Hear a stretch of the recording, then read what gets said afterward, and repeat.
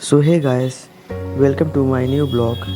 जैसा कि पिछले ब्लॉग से मैं अपनी लाइफ स्टोरी थोड़ी थोड़ी करके बता रहा हूँ। सो इन दिस ब्लॉग मैं अपने बोर्डिंग लाइफ की कहानी आगे कंटिन्यू कर रहा। आप सभी से रिक्वेस्ट है, like and share and subscribe my channel.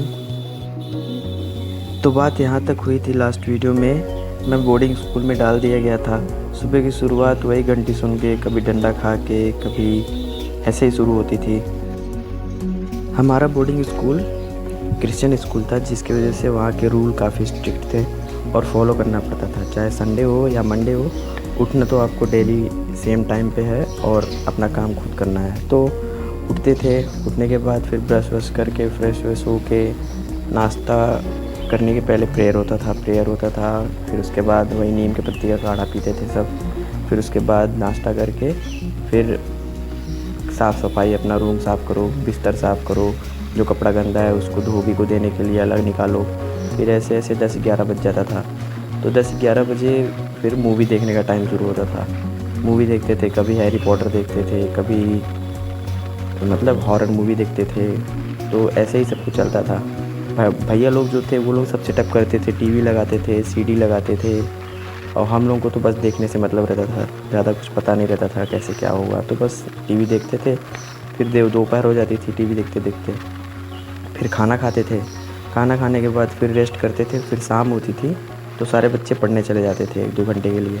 और पढ़ाई से बचने के लिए 4-5 बच्चे जो थे, मतलब मैं पढ़ाई से बचने के लिए उन लोगों के ग्रुप को ज्वाइन कर लेता था। वो 4-5 बच्चे बाकी बच्चों का जो यूनिफॉर्म का वाइट शूज़ होता है उसको टब में भर के ले जाते थे, धुलते थे।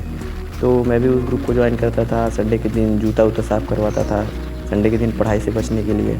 तो ये सब होता था। फिर उसके बाद छुट्टी होती थी, फिर सब खेलते थे। अपना खेलने के बाद फिर नाश्ता वास्ता करते थे। नाश्ता वास्ता करके फिर चर्च इतना बिज़ी रहता था संडे के दिन, सुबह से ही बिज़ी रहता था।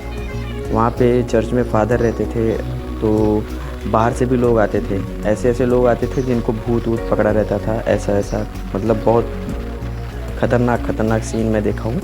तो जब फादर जो है अपना वो जो हाथ में लिए रहते हैं होली वाटर, उसको जब छिड़कते थे उसके ऊपर और कुछ मंत्र वंत्र पढ़ते थे, तो ऐसा रिएक्ट करता था वो इंसान जैसे सच में एकदम भूत हो गया। पूरा बाल वाल खोल के पूरा एकदम ऐसे मतलब पूरा एकदम मूवी वाला सीन एकदम पूरा हो जाता था। तो ऐसे चलता था। फिर शाम को हम लोग नाश्ता वास्ता करके खेल उल के फिर हम लोग भी जाते थे चर्च में। 1-8 घंटे सब बैठे रहते थे। कभी वो उठ के खड़े होकर प्रेयर कर रहा है, कभी वो उठ के खड़े होकर प्रेयर कर रहा है। प्रेयर ऐसे करते थे, खड़े हो जाते थे, फिर कहते थे कि भगवान आपसे प्रार्थना करते हैं कि जिनके पास घर नहीं है, या फिर जो हॉस्पिटल में एडमिट है, या फिर जिनके पास खाने के लिए खाना नहीं है, आप उन्हें शक्ति प्रदान करें, आप उनको मतलब उनकी सुरक्षा करें। ऐसे सब अपना करते थे। उसके बाद फिर आते थे, फिर प्रेयर ख़त्म करके फिर चले आते थे। फिर ऐसे ही थोड़ी देर बैठे रहते थे, फिर रात हो जाती थी। फिर खाना खाते थे। खाना खा के फिर वही खाना खाओ, सो जाओ, फिर सुबह हो, फिर संडे से मंडे हो जाता था, फिर मंडे से सैटरडे तक वही चलता था। फिर मेरे यहाँ पे एक और सीन याद आ गया मुझको। एक लड़का रहता था जिसका एक पैर मतलब नहीं था, पैरालाइज्ड था वो। तो वो जब रात में सुसु करने जाता था, तो जो वॉशरूम था वो थोड़ा दूर था, मतलब हम लोग के रूम से थोड़ा दूर था, गैलरी थी, वहाँ से होके जाना पड़ता था। तो वो लड़का जब अकेले जाता था तो पक्का 110% वो जाते समय रास्ते में ही एक स्टेज पड़ता था, वो स्टेज पे चढ़ जाता था। और उसके बाद फिर वहाँ पे वो डांस करता था भूतनी के साथ, रियल भूतनी के साथ।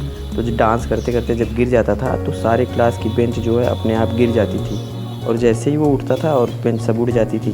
तो मतलब जब ऐसा सीन होता था तो सब समझ जाते थे कि हाँ, लगता है लंगड़ा गया है डांस करने में। तो मिलते हैं आपसे किसी नेक्स्ट ब्लॉग में। कहानी की अभी कहानी बहुत बड़ी है, तो धीरे धीरे करके आपको मैं कहानी सुनाऊंगा, और आप मुझे कमेंट में ज़रूर बताएं कि आपको मेरा कौन सा पार्ट अच्छा लगा।